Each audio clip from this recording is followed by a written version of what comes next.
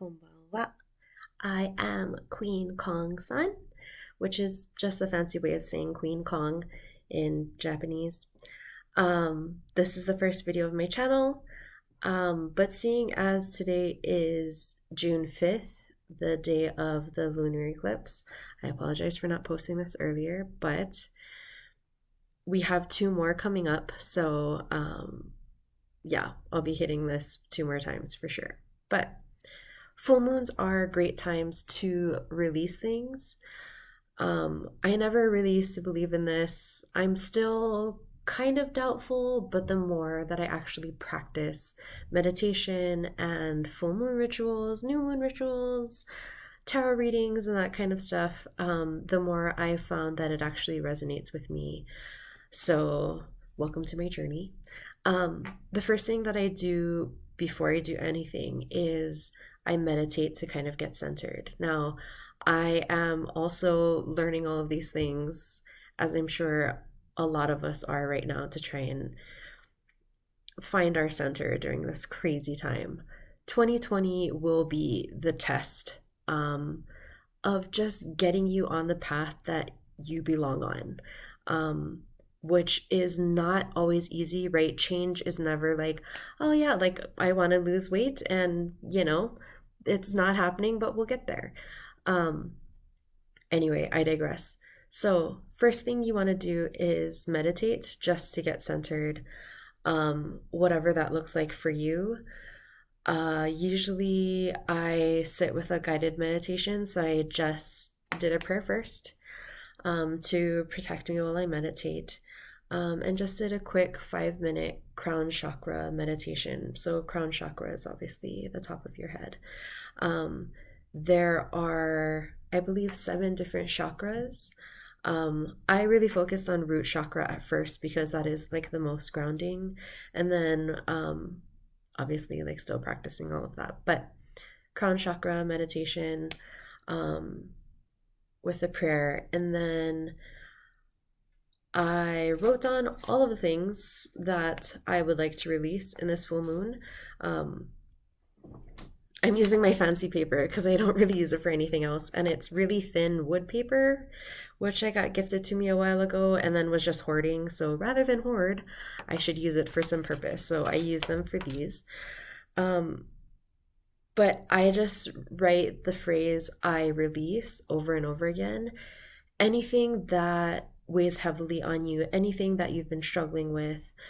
So a lot of the things that I write down are any kind of limiting beliefs that aren't necessarily true. I mean, the way that we talk to ourselves is pretty cruel for the most part, unless you really love yourself, in which case, more power to you. But that's where I focus on first. And anything that's kind of been on my mind quite a bit that isn't really serving me or making me better, but kind of just holding me back. So an example is I'm releasing the idea that I can't lose weight and that I'm just going to be big for the rest of my life, because that's not true. So on and so forth. So I go ahead and write them all down first. And then in a very safe area, usually with tongs and one of those like really long lighters, I first spray this down with hairspray so that it is highly flammable. You would think that paper burns really well, but not really. Which I found like it'll burn a little bit and then it'll just die off. So please be careful. Okay. Obviously, don't do this if you're not old enough to be burning things, and all of that. But that's what I do during full moon rituals. And then if you do have any kind of like crystal collection, or a budding one, or anything along those lines, sometimes I put my tarot cards outside to kind of cleanse them, which I guess I should right now. But I am gonna go ahead and do that, and we'll do a short little tarot reading, I guess. Okay. And I'm back. So one thing that you definitely want to be careful of, if you're like me and a super klutz, is I use this to light it, and a big pot and tongs. Safety first. Obviously, if you can't do that, don't. Okay. Really, just the act of saying that intention out loud that you release and writing it down is quite powerful in and of itself. So yeah, that's a great alternative. Anyway, I went ahead and pulled cards already for the full moon in Sagittarius card spread via Herbal Moon Goddess, which I will post somewhere in this video, or probably a link down below. But what I love about her is she actually does different card setups for full moon readings, which you can do yourself. I am still super, super novice. So I'm just going to kind of walk you through what that's kind of like and how you can try and do a reading yourself if you do have your own tarot cards. So the deck that I use is actually the Muse deck, which is cool. There aren't any kings in it. It's all women, which is great. Or horses, which is also kind of cool and interesting. But anyway, so she has 4 cards that I had to pull. The first card is, what is my foundation? The second card is, what I need to surrender. The fourth card was, what do I need to aim my focus? And the last one is, how can I find freedom? And the layout that she uses is actually whatever astrological sign the moon is in, which is, it just went into Sagittarius. Okay, so the first card that I pulled is the 8 of Inspiration. For this deck, it doesn't use fire, water, cups, or pentacles. The 8 of Inspiration is actually the 8 of Wands.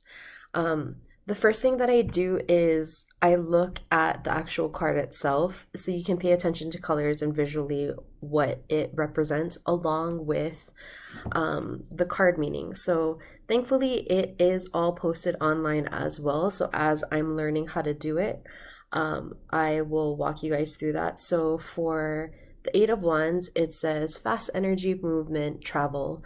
Sometimes the break free of stuck patterns, running with an idea when inspiration hits. Now, this totally runs true for me. I am great at starting stuff. I'm really bad at seeing things through and becoming an expert in anything. So there's that flaw. But really like to move fast once I get inspired. So that's my foundation. The second card is the Hermit. So that is a major arcana card. You'll notice that she is just like quietly sitting, and there's that beautiful beam of light right in front of her, and it's very serene and it feels very quiet. The card phrases that associate with that are sage, mentor, wise elder, wisdom, guidance, introspection, meditation, taking time away, being antisocial, listening to your heart, a timeout, and a pause.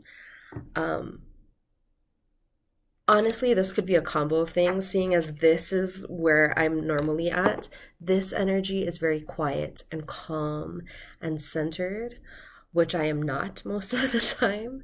So I feel like what it's asking me to surrender is that like need to constantly be doing stuff, but just every once in a while to take time to like relax, and breathe and connect with my spirit guides and meditate, to kind of find solutions for myself, which has been great during all of this shenanigans. The third card is, where do I aim my focus? And for that one, I pulled the Queen of Materials. So this is the Queen of Pentacles. It is very much my suit energy because I'm a Taurus. Now, you'll notice how so confident. She's doing like the powerful pose, and she's even in the corner looking at herself like, yeah, I'm pretty awesome. Look at me. This is totally not who I am at all. I am super awkward panda all the time. And so for me to work and focus towards being like, yes, you should listen to me because I'm great, is extremely hard for me to even process or say out loud to you. But that's what I should be focusing on.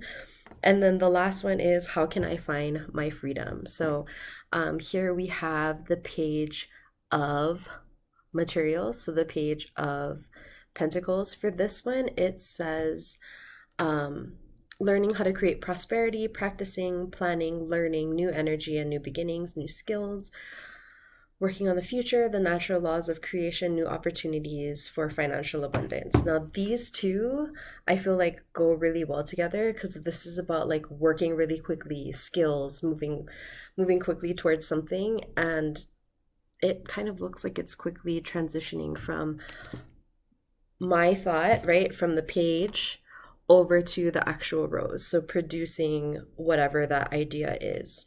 So I feel like in my mind, it's actually taking that idea, whatever concepts that I have floating around in my head, and actually just committing.